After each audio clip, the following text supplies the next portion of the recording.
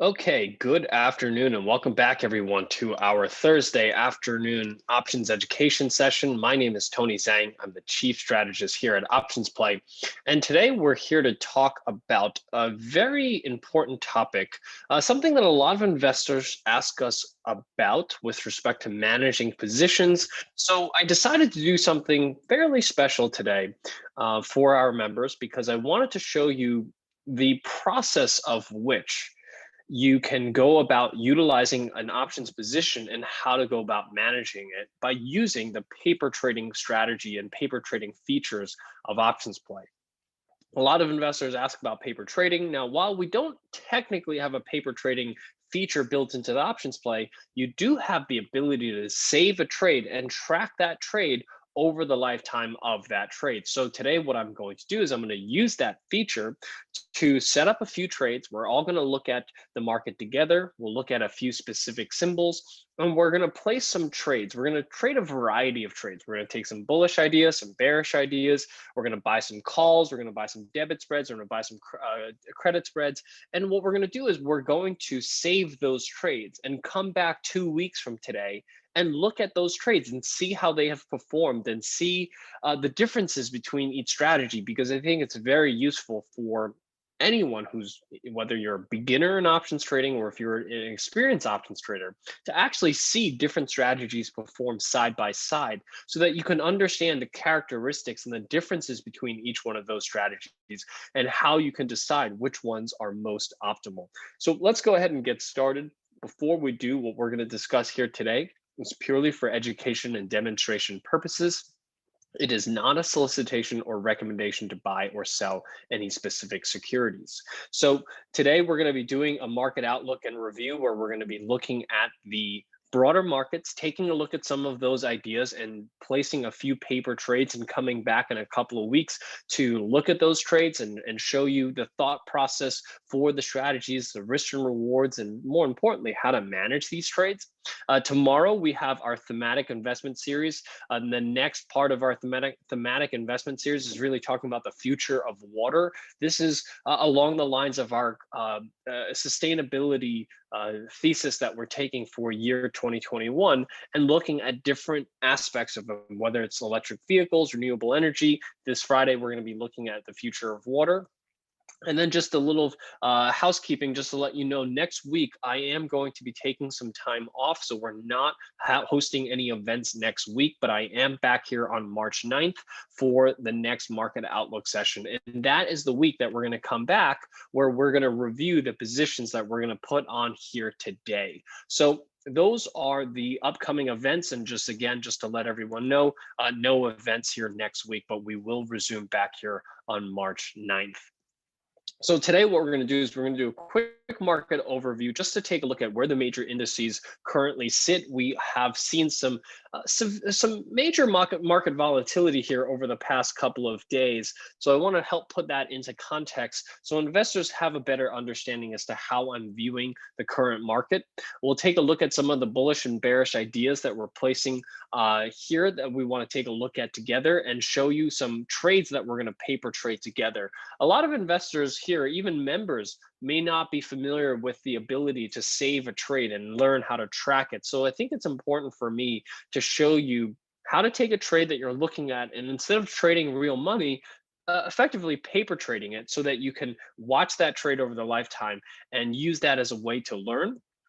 We're going to talk a little bit about trade management here of the different strategies. What are the rules around managing these trades? Those are the rules that we're going to apply to these trades. And we're going to come back here 2 weeks from today on March 11th to review these trades together and take a look at those positions, take a look at where they stand, and potentially make some updates to those trades. And then at the end, we'll open this up for Q&A at the very end. So let's go ahead and get started. But the primary question that I want to help investors answer from today's session is an understanding as to how can you improve your position management with the paper trading features of OptionsPlay.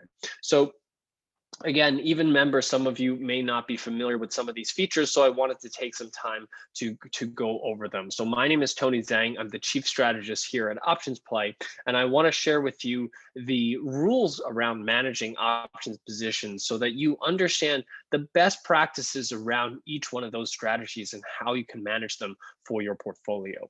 So let's start off with just a major market update as far as where we currently stand in the broader markets here. The S&P 500 starting to pull back a little bit here from those all-time highs, breaking below some support levels, some minor support levels, breaking below the 21-day moving average, which is just shy of 385 or so.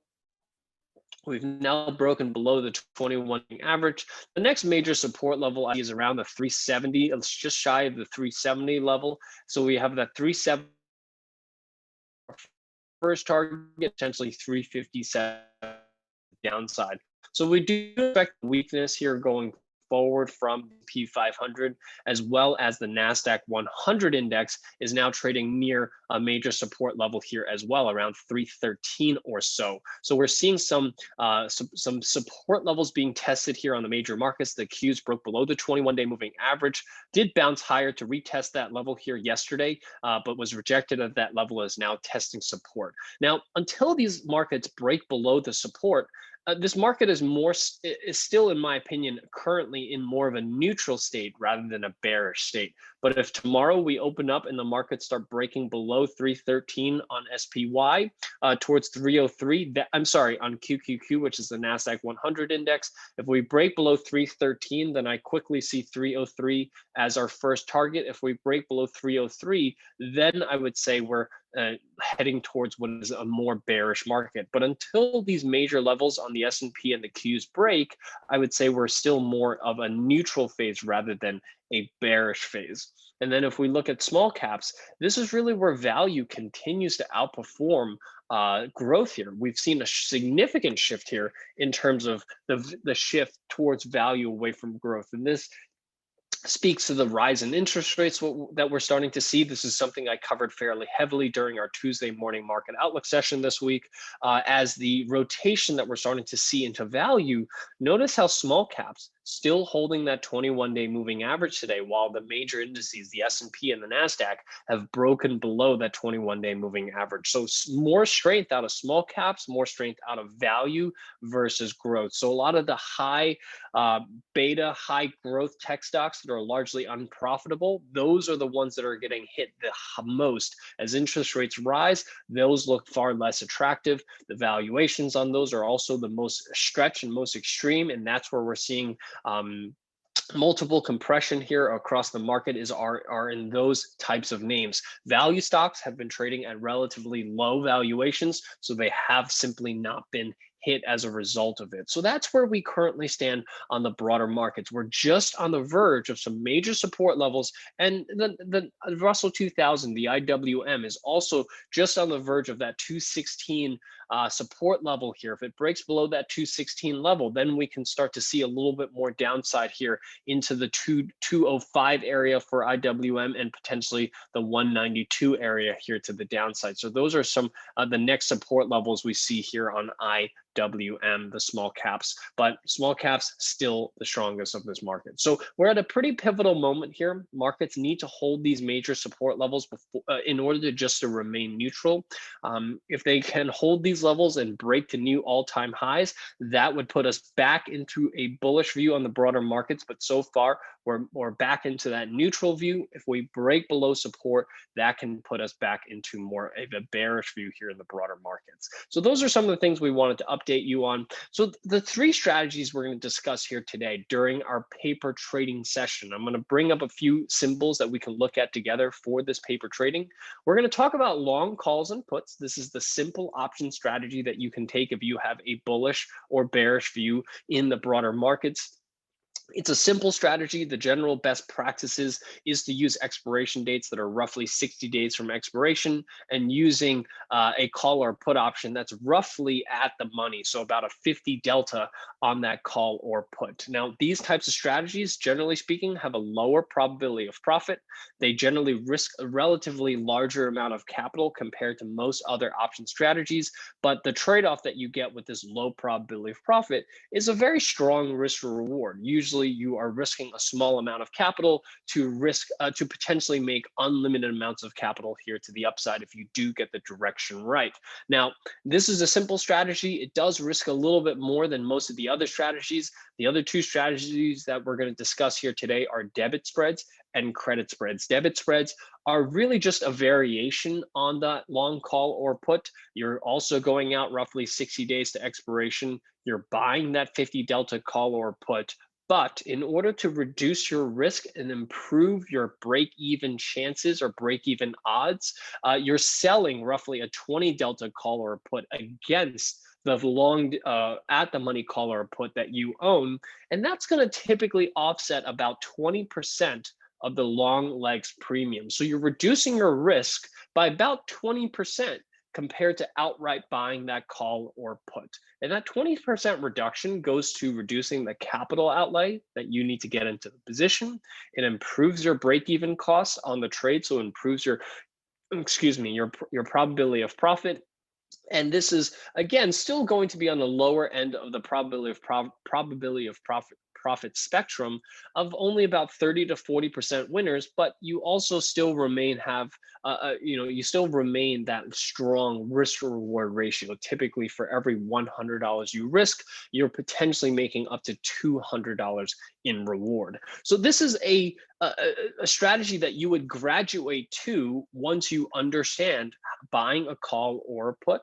And then lastly, the strategy that we trade quite a bit here on OptionsPlay is selling a credit spread. For selling a credit spread, the optimal credit spread is going out about 45 days from expiration, so slightly shorter expiration date than a long call or put or debit spread.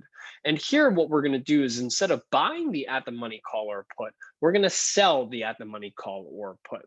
The challenge with selling an at the money call or put is the fact that you do take on a fairly substantial amount of risk if the directional view that you have is incorrect. So the reason that we sell a credit spread instead of an outright call or put or a naked call or put is because we don't want to take on that risk. And also selling naked calls or puts requires a fair amount of capital. So this is a more capital efficient way to play a trade similar to a naked call or put, but it offsets our risk profile, meaning it redefines the risk instead of having unlimited risk.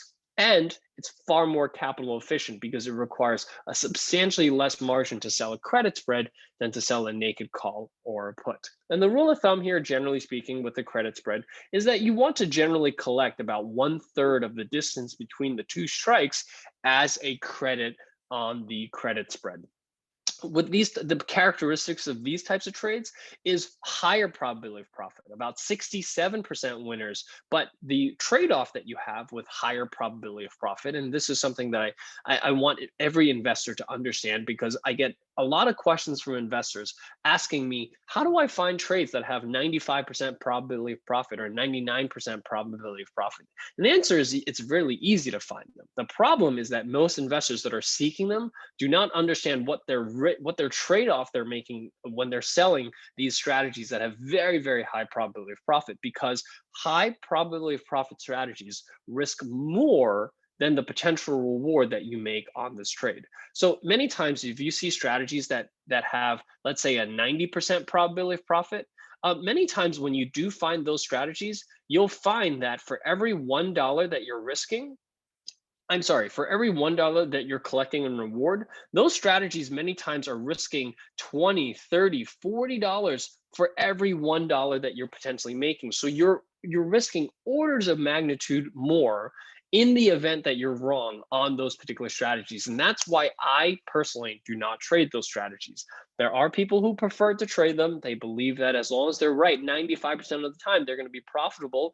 But it's a double-edged sword. So those are the reasons why when we sell credit spreads, we prefer selling credit spreads that actually have higher than 50% probability of profit, but we don't like selling those 90, 95, 99% probability of profits for that very reason. So those are the three strategies we're going to cover here today during our paper trading event. And then what we're going to do 2 weeks from today is we're going to look at those trades, and we're going to look at whether these trades have reached their profit targets, whether we need to cut losses on these trades.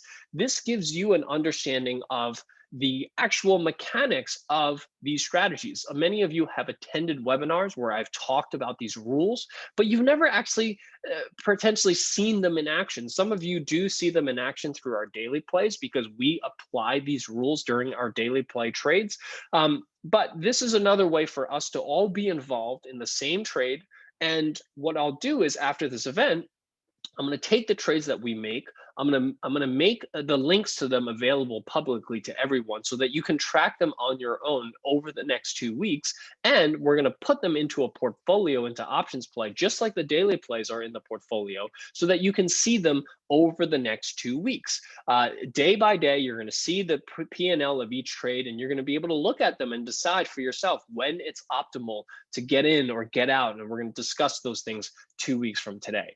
So when we're talking about any type of debit type trade, so this is when you're buying a call or a put, or if you're trading a debit spread, the trade management of these types of strategies are relatively straightforward. And that's what makes them so easy to trade, in my opinion. And this is part of why I like them, is because the general rule of thumb for getting out of these trades is really two possible triggers. Either the strategy hits your take profit levels, or they hit your stop loss levels. They will usually hit them before expiration, so you can use them as your opportunity to decide when it's time to get in and get out. And it's very important for investors who want to become profitable in the long run to maintain rules and maintain discipline around when you cut your losses and when you take profits. That's how you're going to gain more consistency in your trading, and when you flex that discipline muscle, you're more likely to stay on top of your trades and not get yourself into situations where you're risking more than what you originally wanted to on that particular trade. So it's really important, even if you don't follow the rules exactly that we place, or if you have your own rules, to have those rules in place and stick to them for discipline purposes. Being disciplined can pay a lot of dividends with the success of trading. And we all have different rules. The rules themselves matter less than the amount of discipline you apply to those rules. So the rules for cutting losses on a debit spread or a long call or a put, which is a debit trade, is to simply cut your losses when you've lost 50% of the premium that you have paid. So in this example, if you buy a call or a put, or let's say a debit spread, and let's say you pay $3 in premium for that call or put or that debit spread, the rule of thumb is to set your stop loss at $1.50 credit. So you pay $3 debit. If you lose $1.50 of it, which is half of what you paid for it, cut your losses, move on to the next trade. Whenever you have a debit spread or debit type trade that's lost 50% of the premium that you've paid, your chance of success on that or getting yourself back to break even is pretty slim. It's usually about 15 to 20% of the time you will get yourself back to break even. And some people will say, well, that's worth it. But guess what? The other 80 to 85% of the time, you're going to lose the other 50%. And that's why we do not hold these trades even once we've lost about 50% of the premium. And I always get emails from clients saying, hey, you cut your losses on this trade, but if you just held that for another few weeks, you would have made your money back. Someone sent me an email the other day about FedEx and Clorox. These are trades that we closed out recently at a loss because it hit our stop loss levels. And I got an email the other day saying, well, if you had just held those on a little longer, you would have made your money back. And that person was right. That was true. But I can also point you, for every 2 of those trades that you have found that if you just held on to them a little longer, you would have made your money. There's likely 8 other trades that if you did hold on to them a little longer, you would have lost the other 50%. And that's why discipline is so important. And it's easy to find these things in hindsight and say, if I just did this, I would have made more money, or if I did that, I would have made more money. And hindsight's 2020, unfortunately. So it's important to have these rules in place so that you're not second guessing yourself, and you're not using emotions, and you're not emotionally tied to a trade. You simply have rules that you stick to. That's the discipline aspect of trading, so that you can stick to these rules. Now, one on a debit spread, if you or a long call or put, once you've made about 75 to 100% gain on that trade, now it's time to start taking profits or potentially rolling that trade. So those are some of the things we're going to explore here, as we roll forward 2 weeks later. Depending on where we are in some of these trades, we can decide whether we want to hold on to them or roll these trades. These are some of the things we're going to discuss. So if you pay $3 for a call or a debit spread, once they reach about $5.25 to $6, that's when it's time to start taking profits. That's when it's time to start rolling those calls. So those are the rules of thumb when it comes to debit spreads. On the flip side, when it comes to credit spreads, it gets a little bit more complicated because there are 3 triggers as to when you would exit a credit spread. The first trigger is if you reach 21 days to expiration and it doesn't hit either one of the second, 2, or third rule, which is exit at a profit at 50% max gain or exit at a loss at 100% max gain. So let's just go through that as a real example real quick. If I sold a $5 wide credit spread, so a spread where the width between the 2 strikes is $5 wide, and let's say I collect $2 for that $5 wide credit spread, what I want to do is I want to take profits when that $2 credit spread is now only trading for $1. So I've made half of the max potential reward that I can make on this particular trade. That's when it's time to take profits. Now, if this trade goes against me and the $2 that I collected on the credit spread is now trading for $4, so I've lost 100% of what I can potentially make on that trade, it's time to cut your losses and move on. So the $2 spread widens out to $4, time to cut your losses. Now, if the trade gets to 21 days to expiration without hitting either your take profit, or stop loss levels, you also want to close out that credit spread. You can roll that credit spread, but you certainly want to close the existing position and roll it out to a new 45-day credit spread.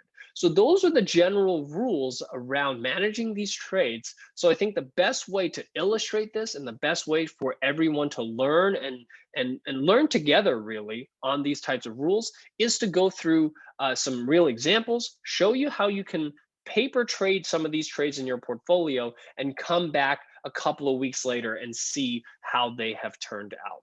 So what I'm going to use are a few examples of stocks, and the point of this session is not to talk about specific symbols. The symbols that I'm using are completely irrelevant.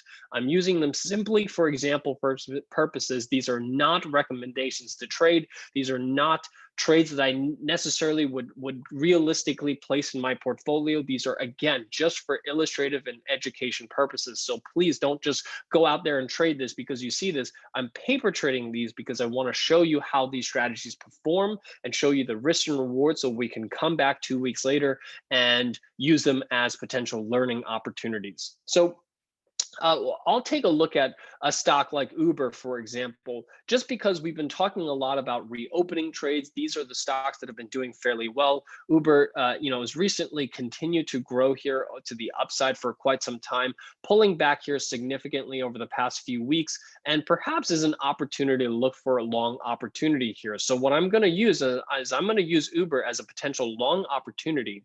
And we're going to use a few different strategies. We're going to look at buying a call option. We're going to look at buying a spread, and then we're going to look at selling a credit spread. So we'll look at a few different options here, see what opportunities we have, and see, just see how they'll play out here over the next few weeks. So Uber actually does not list a lot of strikes here for the April 9th expiration. Let's see if we can find some better strikes here for, okay, here we go. So Let's look at this. So I have three trades here. I have an April 1st credit spread, so about 35 days out, a little shorter than our optimal because the next April weeklies don't list as many strikes or not enough strikes for us to sell a credit spread with. So we'll use this shorter dated credit spread. We're looking at the April 16th $50 calls. These are 50 days from expiration because the next one's 85 days out. And we can use maybe a longer dated option just to differentiate between the credit spread and the debit spread here. So let's take a look at selling a April 1st credit spread and looking at buying a May call or a May debit spread. These are the three strategies that we're going to paper trade and track here over the next 2 weeks. Now, to show investors how you paper trade, or track a trade using OptionsPlay, you can click on the blue share button here on any strategy that you want to track, right? So you set up the strategy using OptionsPlay. You can use the strategy constructor to construct any strategy that you want. You can modify the expiration dates and strike prices. And once you have the trade that you want to track, you click on the blue share button. And on the right-hand side, you'll see 4 or 5 buttons underneath the OptionsPlay score. And what you really want to do is use this last button, which looks like a link here. That button allows you to effectively save this trade, and it generates a link for you that you can use to go back in the future and track this trade. That's what the link button is here for. And actually, a lot of members and even free trial users are not familiar with this strategy, but this is actually how we find trades using the daily play, and we send trades to you that you can click on that link and see the trades that we're referring to. So this is the strategy. This is the feature that we're using when we share a daily play trade with you each morning. And once you generate a link, as you can see, you'll have an image URL and you'll have a share URL. You don't have to save it because it's actually in your profile. We're going to show you that in a few minutes here. But let me just save these 3 trades. So I've saved the credit spread here on Uber. Let's save the long call here. I'm going to click on that link, and once you click on it, within a few seconds, you'll see this pop up that gives you the 2 links.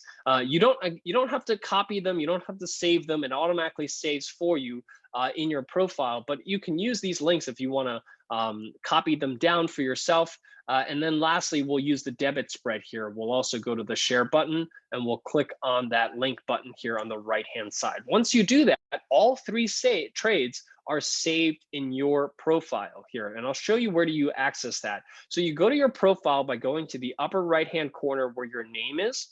When you click on that link and you click on profile, there will be a section called saved trades. That's where you want to go. All of your saved trades will be there. And when you click on your shared trades, so for example, the 3 Uber trades that I just looked at, the short put vertical, the long call, and the long call vertical, the debit spread are all there. And you can see that I have a share URL and an image URL. And you can click on these links in your profile for any trades that you have saved in the past, as long as they haven't passed their expiration date. When you click on them, it will regenerate that trade within OptionsPlay. It will actually even track the P&L of the trade. And this is, again, exactly how we send the trades to you when we send out the daily play. So you click on that link, it will generate the trade within OptionsPlay so that you can use it to track your trades. And you can do this for as many trades as you want. There's no limitations. It's a great way for if you're testing out a new strategy, if you're learning a new strategy and you want to test it out before you trade any live money with it, use this feature because it's a great way to show you. So here's that May 21st, $50 by $65, a debit spread that I'm trading. As you can see, it also has this trade P&L. The trade P&L tracks this trade. So it'll show you whether you're making money or losing money on this trade over the lifetime of your trade. So this is we're going to come back to 2 weeks from today, and we're going to go over these specific trades. So I'm going to use Uber here again because, when I showed you this chart here, as you can see, Uber recently pulling back to a support level here, a channel support. Maybe you believe that as a reopening trade, stocks like Uber will outperform during that period of time, and you think this is a good opportunity to look for an entry on this pullback here. So that's a bullish idea, for example, in this market. But I think a lot of investors maybe these days are looking for some bearish ideas. So why don't we take a look at some bearish ideas? One that I was looking at is Facebook. Facebook has been losing a lot of relative strength here. And I think if we look at the 200-day moving average, let me pull up a 200-day moving average on Facebook. As you can see, we're just toying with the potential break. Oh, actually, look, today we broke below the 200-day moving average. Facebook has not broken below the 200-day moving average since the start of the pandemic. So since the start of the pandemic was the first time Facebook broke below that 200-day moving average, crossed back above it here in late April, and has largely been trading above it. But since basically the September 2nd highs, Facebook has no longer made higher highs. It has been losing relative strength over and over again. As markets are making new highs, Facebook is failing to make new highs, and just today broke below the 200-day moving average. So this could potentially be the candidate for a bearish position for those of you looking for some bearish opportunities in this market. So let's look at this trade as well. So I already have the put option set up here. Maybe we'll go out to May here just to show you a longer dated option. I think many times when we're looking at these strategies, it might be better off looking at slightly longer dated strategies. And then what we're going to do is we're going to mix in a short call vertical, a credit spread. So we'll go out to April 9th, the weekly options. We'll sell maybe the 255s, which are the first at the money spread, and we'll sell the let's just call it the 280s. And here we're collecting $9.70 on a $25 wide credit spread. So close to about 40% of the width here that we're collecting. So we're trying to collect roughly 33% of the width. Here we're collecting almost 40% of the width. So these are three strategies that make sense if you have a bearish view on Facebook. Now, I don't have, today we're not here to talk in depth about each strategy because I have webinars that discuss each strategy, the risks and rewards, the trade-offs that you're making. I made a quick review earlier today, but that's not what we're here for. If you want a refresher on these strategies, please follow us on YouTube. I'll send you a link here during the Q&A session so that you can review these strategies a little bit more in depth and understand them if you're new to them.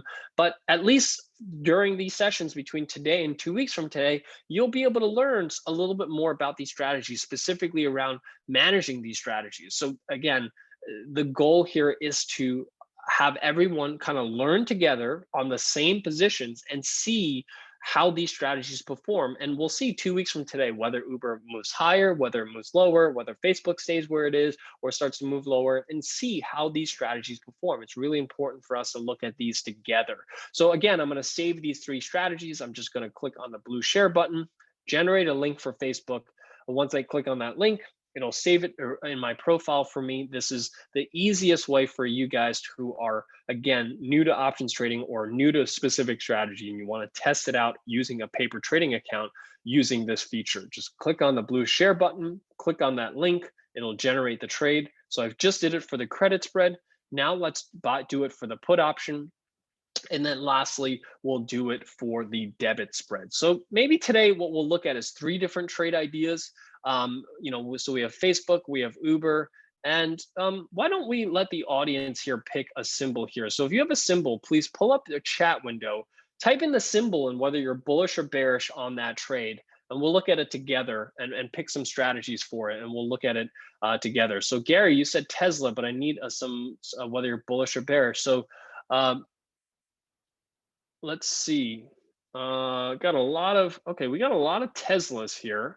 Let's look at Tesla. Let's do a quick poll here for bullish or bearish on Tesla.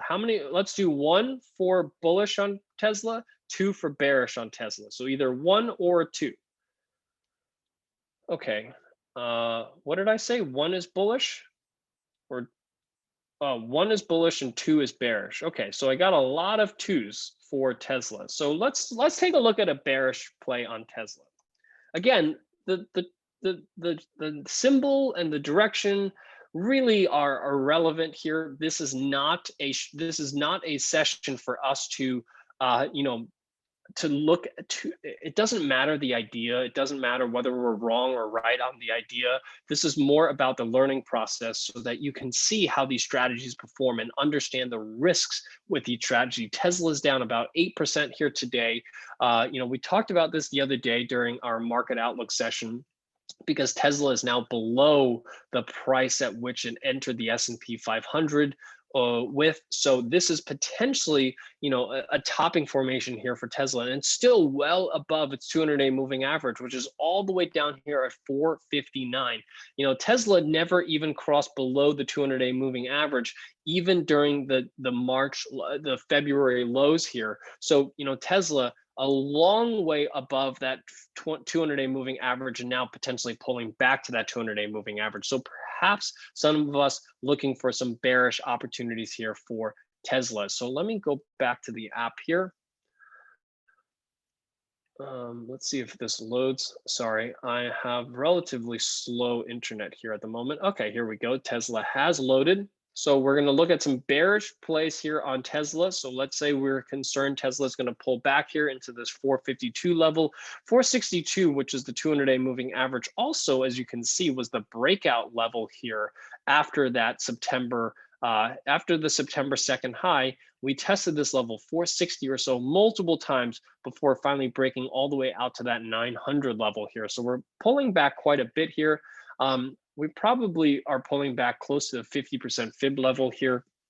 So maybe there's limited downside, but let's take a look. Again, the symbol and the direction is really irrelevant in my opinion. This is for education purposes. This is not a trade signal by any means. So please do not take this as a trade that you should place on your account. This is simply meant to look at strategies here together. So let's look at a short call vertical here. Let's use the weekly options. We'll sell the 685s, which are the first out of the money calls, and then we will buy back roughly a 25 delta or so. Let's look at the 800s or so, 685, 800s. Now, this is a pretty wide credit spread. The max risk on this is $7,300. This is certainly rich, okay? Not necessarily suitable for everyone, but it is also a very expensive stock. So it makes some sense. And maybe for this one, we'll use a shorter dated put option, just to mix it up a little and give you guys some variation to these strategies and see how these strategies perform. I'm even open to maybe using a shorter dated option. Some investors really like to buy short dated options, right? We've heard well, before we do that, let's use the April ones, and we'll come back to this. So we're going to buy an April 685 put. And then we'll buy an April 685 by 500 put vertical. Let's first save these three trades together. We'll save the credit spread. We will then save the put option. We'll save the debit spread, and then we'll mix it up a little. We'll also include one shorter dated option. I get a lot of questions from investors saying, why do you not buy out of the money short dated options? That's where we're seeing all the money being made. If you follow Reddit, people have turned themselves into millionaires buying these really far out of the money calls or puts. So why don't we take a look at that together? Let's take a look at how those out of the money puts or calls perform. So I've saved the credit spread, I've saved the put option, and now let's save the debit spread. And then lastly, what we'll do is we will buy, let's say, a shorter dated put. Let's modify this. Let's buy a March 19th, the 21-day option. Some of you actually like to even buy shorter dated options. Let's do a March 12th. This would give us literally 1 day before expiration for us to look at it together. And let's look at it buying an out of the money put option that's cheap. Let's buy a $600 put option, something like this. Very, very cheap, very high potential reward if Tesla makes a big move to the downside. And I think it's a good illustrative example to just see the different strategies that people trade. If we get good feedback on this, if everyone likes this, I'm open to doing this more, exploring new strategies, exploring variations of the strategy, exploring different strike prices, different expiration dates for the same strategy, just to show you how they all perform. I think it's a great way for us to all learn together and understand the trade-offs that you're making when you select different expiration dates, different strike prices, and coming back 2 weeks later and reviewing them together and seeing how they have performed. So that covers what I wanted to share with you here today. We've set ourselves up for a nice few, let's see how many trades we have here. I'll go to my profile. I'm going to my share trades, and I believe 1, 2, 3, 4, 5, 6, 7, 8, 9, 10 trades that I will set up into our portfolio. I'll share these 10 links with everyone so that you guys can see these trades at any time over the next 2 weeks. And then we'll come back 2 weeks later, and we're going to look at all 10 positions. We'll see how they've performed. We'll get a sense for the risk reward of each one and give you a better sense for, if you were to take these trades, which one would have performed better, and have that as a learning experience. And also, again, over the next 2 weeks, you can use this tool and create your own share, paper trading trades and track them on your own. You don't have to limit yourself to just these trades that I'm sending out. You all have access to the same share feature, same paper trading feature. Type in any stock, whatever stock that you're looking for, type it in, set up the strategy you want here on the right-hand side. Remember, all you have to do is click on the blue share button on the strategy that you want to save. Once you click on the blue share button, click on the link button here on the right-hand side. That will save the trade and generate a link, which you can find in your profile by going to shared trades. So go to your profile and then go to shared trades here, and you'll be able to see all of the trades that you've made. When you click on a trade, such as the one that we just tracked here. So if you want to look at that Tesla credit spread, you click on the link. You click on the link, and it will regenerate that trade for you within OptionsPlay. So it'll regenerate that link for you in OptionsPlay, and you'll be able to see the trade. You'll be able to track the P&L of that trade and be able to do that all on your own. So I hope, especially for those of you that are asking for paper trading, this helps you understand how you can do that using OptionsPlay. I know many of you are still in the learning stages of certain strategies. It's a really great way for you to go about learning these strategies and tracking these trades. And I will send these trades to you. So if you guys, and what we're also going to do, just so you know, right now, if you go to portfolio, you'll be able to see the daily play trades. So what I'm going to do in that portfolio is I'm going to make all 10 trades visible to you. I'm going to create a separate portfolio. It won't be on the daily play. I'll call it the OptionsPlay paper trading trades, so that you can actually track these trades in your portfolio as well. So you can see them along with your daily play ideas. So this is going to be a great way for everyone to learn together. That's why I wanted to do this session before I took a week off, so that we have this ability to track trades over the next couple of weeks and come back 2 weeks later and look at them together. So with that covers what I wanted to share with you here today. At this point, what I'll open this up for is Q&A. So there is a Q&A button here at the bottom of your screen. If you can click on the Q&A window, that's where I will answer any questions through the Q&A window. So just a bit of housekeeping, all of these are recorded, so you'll be able to see both the slides and the recording here as soon as we finish here today. And we will come back here in 2 weeks, and we'll send you the links to all of these 10 trades that we just looked at here today. Let's see some of the questions that are coming in. How do you get to the paper trading option in the menu? I'm not sure what do you mean by get to the paper trading option in the menu. You just click on the blue share button, which is for any strategy that you want to track. Once you click on the blue share button, click on the link button here on the right-hand side. That's going to save the trade in your profile. Muddy is asking, hi, Tony, I'm new to OptionsPlay. Thanks for the nice app. My questions, what would be some possible exceptions for holding positions longer or beyond stop loss limit? For example, NVIDIA trade on the OptionsPlay portfolio. So Muddy, I would argue that there really isn't, so here's the thing about these stop limit, take profit and stop loss orders, is that you generally don't want to exceed them by very much, certainly not by more than a day or two, meaning you have a little bit of discretion on there, right? So, for example, you have a stop loss, and NVIDIA is a good example of one, right? I believe we're going to be closing out NVIDIA tomorrow morning because we've exceeded our stop loss level here on NVIDIA. But just to be clear, we actually have not exceeded this stop loss level on NVIDIA because on a credit spread, the stop loss level is 100% of the max loss. Where right now we're about 70% on NVIDIA. So we haven't quite exceeded the stop loss level on NVIDIA just yet. But there is a little bit of discretion that you can apply to that based on your knowledge of markets. If you feel that things are a little oversold and they're going to come back, but that discretion should not be more than a day or two. If you have exceeded your stop loss level for more than a day or two, it's best practice to close it out.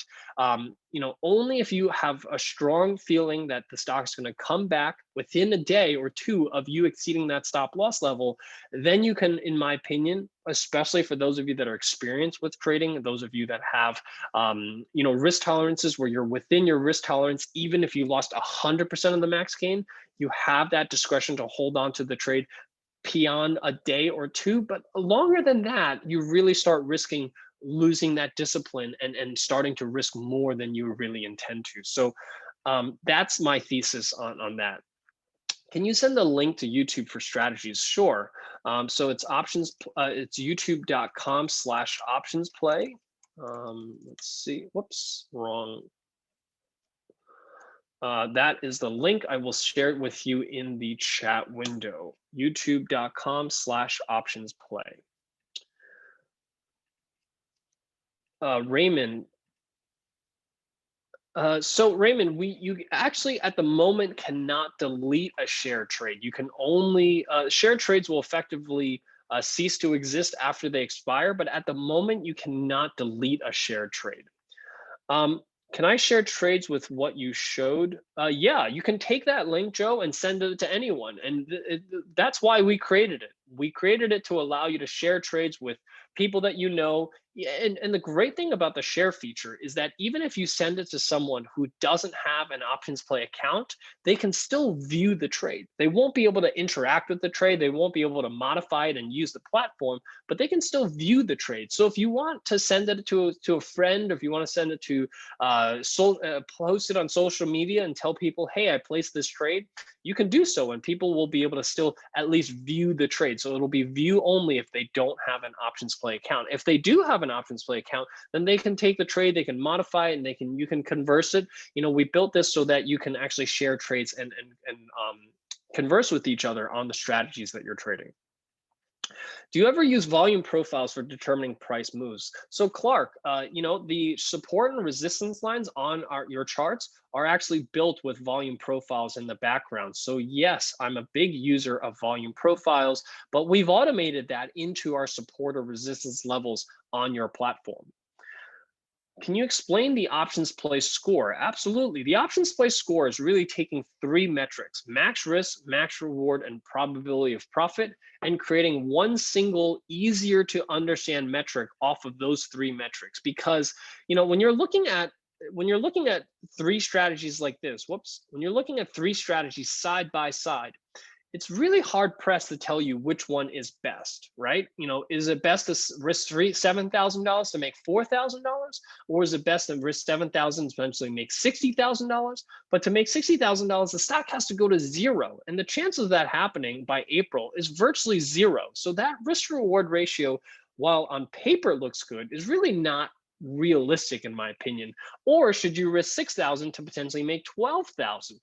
And and they all have different probabilities, and the answer is we created the OptionsPlay score to give you a better sense for which one gives you the better risk to reward ratio weighted by the probability.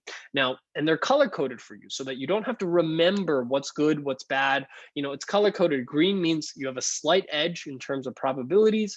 Yellow means that you have no edge. Red means you have a slight edge against you. So that's how the OptionsPlay score is built, and that's how you can interpret it. Christo is asking, will we get any trades sent to us when you're away next week? Yes. So we are still, everything else will still be the same. You're still going to get daily plays. I'm still going to be involved in selecting those daily plays, sending them out to you. We're still going to be sending out all market outlook emails in the morning. You're still going to receive all of that. The only thing we're not conducting next week are the webinars. So currently, Michael, you cannot delete a shared trade. Peter, you're very welcome.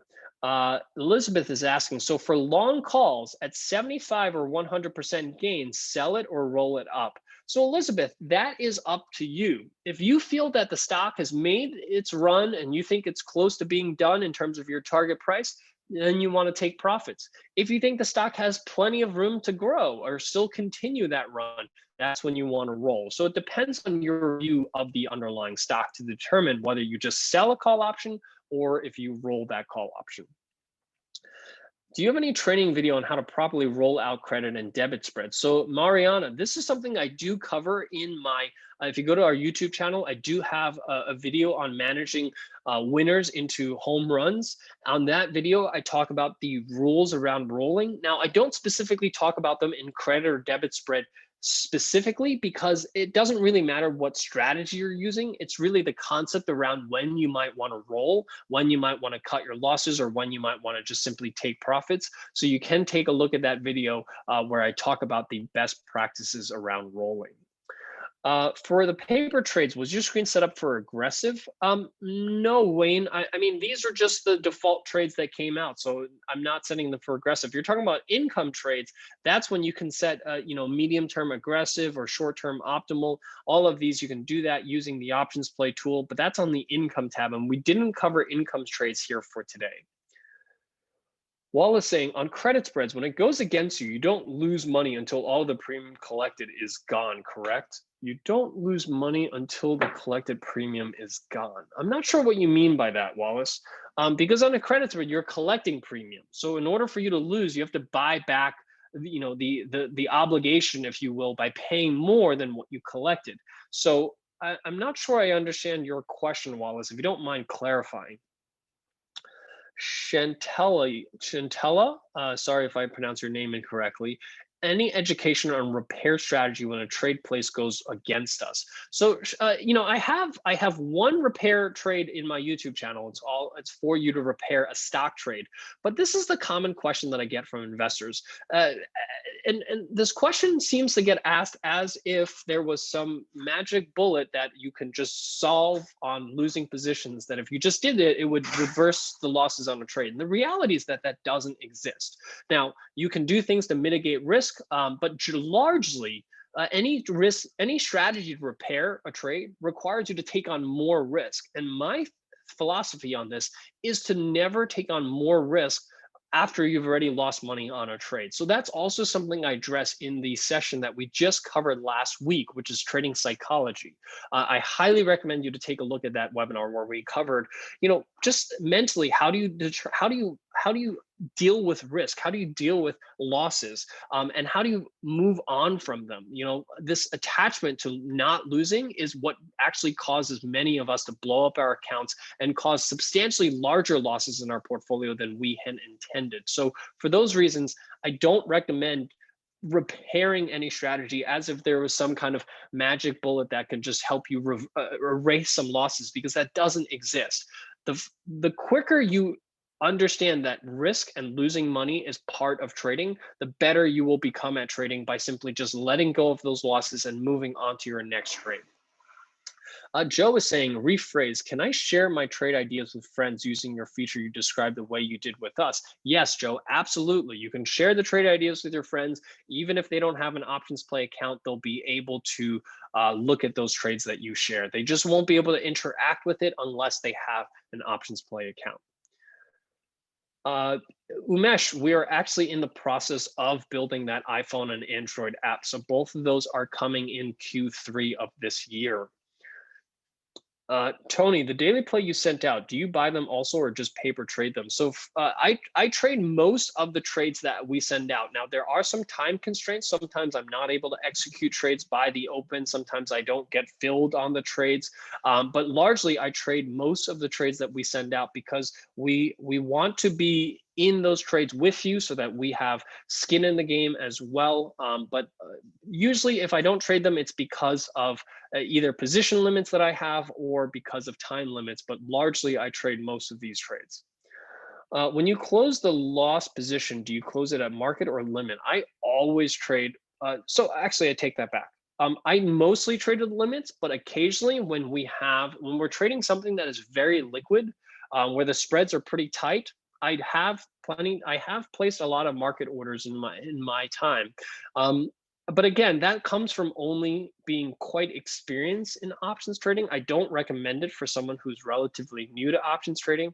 Only once you have, a few hundred trades underneath your belt and you have a good sense for where you can get filled on orders, that's the only time that I would recommend anyone to explore using market orders. But you can actually get some very good fills using market orders. Many times you can actually get better fills using a market order than you can with a limit order. So those are the times where I have explored using a market order. But again, I don't recommend it if you're relatively new to options trading. I recommend that you use a limit order to protect yourself.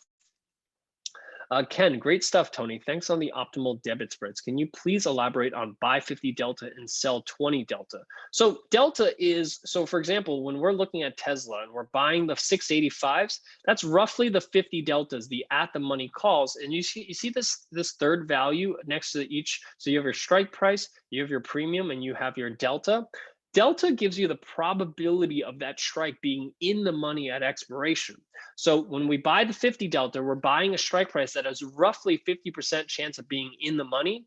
And when we sell a 20 delta, we're selling something that has roughly a 20% chance of being in the money at expiration. So that's how we're using delta when we're selecting our strike prices. And it's a great way to consistently select the same strike prices each time, no matter what stock you're trading, no matter how volatile the stock is. That is the best way to select strike prices so that you're consistent every single time in your strike selection methodology. Hi, Tony. If I can't execute your daily play trades at the same time prices as you have, should I continue to a different, potentially higher price?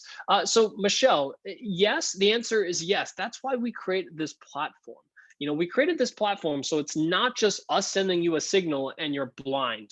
We created this platform so that if the market moves after you receive a signal, let's say, for example, I send you a daily play and it's to buy, the 37.41 call spread on XME. But by the time you look at it, the stock has moved already. What you can do is you can use OptionsPlay and adjust it. Let's say the stock has moved $1 higher from the time that we sent out the signal. Then what you can use is use OptionsPlay and adjust the strike prices $1 higher. So usually you can just move the strike prices by the amount that the stock has moved, as long as you still agree with our thesis, as long as you believe that you're not too late. You can simply just adjust the strike prices by the amount that the stock has moved. So for example, if we told you to buy the 37.41, let me just set that up for you real quick. So if, let's say, for example, the signal was for the April 37.41 call strike, and the stock has moved $1 higher from the time that we sent it to the time you are executing it, then simply move the strike prices up $1. Look at the 38.42. This way you're still trading roughly the same amount of risk, right? When you look at the 38.42, it should be trading around the same price as a 37.41 at the time that we entered or we sent out the signal. So that's how you can use the tool to adjust these trades, even if the market has shifted a little. Joe, Tony, great session, longtime user. Thank you so much, Joe. Is OptionsPlay going to real-time quotes in the future? Joe, that is something that we are exploring, of moving to real-time quotes in the future. Probably in Q3 of this year. This is something that probably one of the top requested features. So this is something that we are working with the exchanges to offer real-time quotes. It is more expensive to offer real-time quotes, so it will be a premium feature as part of the portfolio rollout that we'll be launching later this year. Can you please show us how to use SD indicator for analyzing a stock? I'm not sure what do you mean by SD indicator, Raj. What's the SD indicator? If you don't mind clarifying, I'm happy to try to answer that question. I just screenshot trades. Fernando, I hope that this helps you track the trades a little easier. You don't have to save the screenshots. If you just click on that link, it'll save both the image and the link that you can go back to and track. Read, in the strategy section of the trade constructor tool, one of the default strategies is always listed as buy or sell 100 shares depending on the direction I choose. How can I change this so it automatically selects an optimal credit spread? So Read, this is something that I'm actually working on right now, is changing those default strategies and adding a credit spread to those default strategies. So Read, you've read my mind, and that is something that we are working on at the moment. How do you use how do you use any flow options flow services? Clark, I'm not sure what you mean by flow services. If you don't mind clarifying, I'm happy to try to answer that question. When closing debit spreads, do you need to close both legs at the same time? Yes, generally speaking, whenever we're trading debit and credit spreads, you need to close them at the same time. We open them at the same time and we close them at the same time.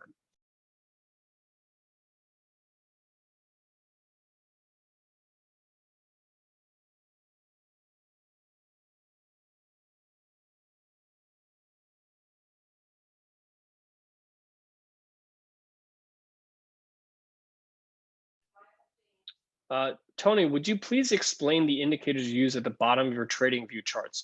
Frank, they're pretty simple. I use a 14-day RSI and I use a 20-period shaken money flow. They're pretty standard. I don't use anything fancy on them. So if you want to send me an email at info@optionsplay.com, I can send you the settings for those charts.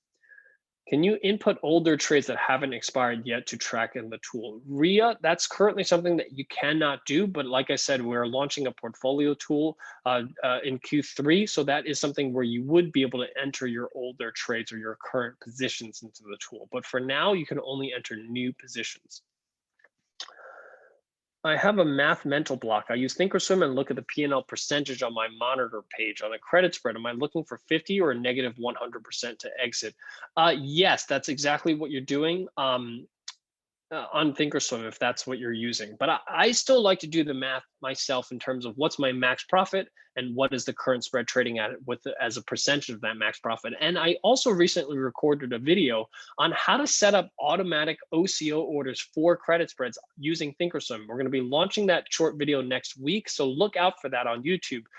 Please subscribe to us on YouTube and click on the notification bell, because then you're going to get notified every single time we place a new video.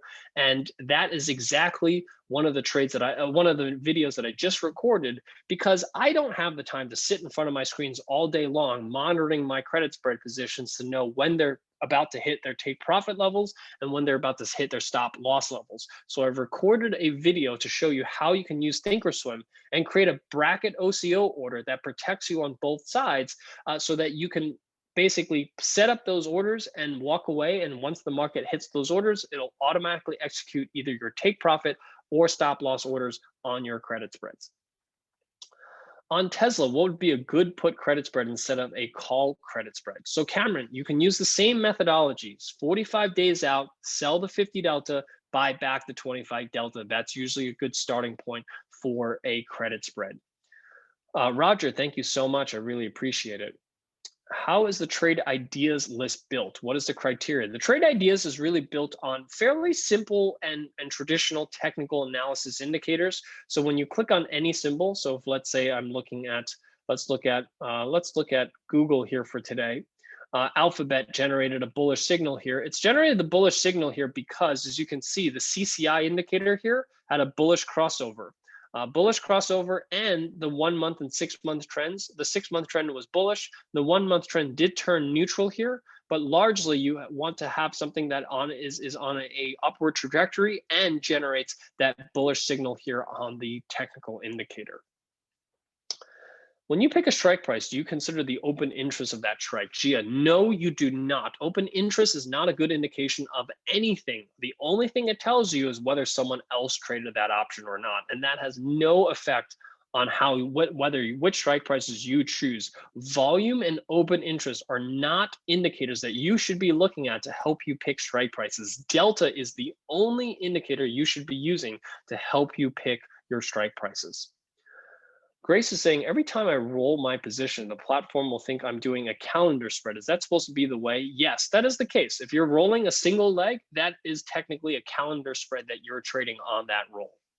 Roll is not a technical term. Roll is just what we call when you close out one trade and open up another one. And if that trade happens to be a calendar spread, then it is a calendar spread. So there's nothing wrong with the calendar spread as your roll. What happened if I put a put credit spread is not closed or rolled within less than 21 days left? Nothing happens. You're just at higher risk of early assignment, and you are taking on, based on our research, more gamma risk than what you really need to be doing. So at 21 days, the acceleration in time decay, which is what a lot of people like in those short dated options, is basically outweighed by the gamma risk that you're taking, right? You want time decay, but you don't want gamma risk. Gamma risk is what works against you when you're short an option. So at 21 days, that scale starts to tip, where the gamma risk starts to get so high that it outweighs the acceleration that you're getting in time decay. So that's why at 21 days, we roll our credit spreads. Anthony saying, are the recommendations made within the OptionsPlay service made with stronger conviction than those posted on Twitter? So Anthony, the ones that we send out to our members are handpicked by me and my team. The ones that we post on Twitter are just automated signals that we send out based on the reports that you can have access to as a member. So those are not necessarily handpicked by our team. Those are automated. Those are designed to give investors who are following us on Twitter some ideas that we're putting out. But the ones that we send out to our members, those are handpicked by me and my team every single day. And those are the ones that we actually also send out closing signals for. The ones on Twitter, you don't get any closing signals. They're simply just signals based on the automated reports that you have access to as a member. Joe is saying, I don't use OptionsPlay for selecting stocks on the left, but is there a video on that? Perhaps I should be. So Joe, I do cover that in the OptionsPlay tools and services video on YouTube, Joe. So if you want to take a look at that, it is something I do cover. Clive, I just covered the OptionsPlay score. So about 10 minutes ago. So if you want to watch the recording, you can go back to that and watch that. James is saying, on a credit spread, I received the credit right away and also have a hold on the potential max loss. Can you explain how the active P&L during the trade relates? Am I getting the credit and the P&L? So, I mean, once you sell a credit spread, the credit is yours. And you are effectively keeping that credit until you close out the position or you expire. And at that point, you either have to pay to get out of the position, and depending on how much you have to pay, that determines your realized P&L.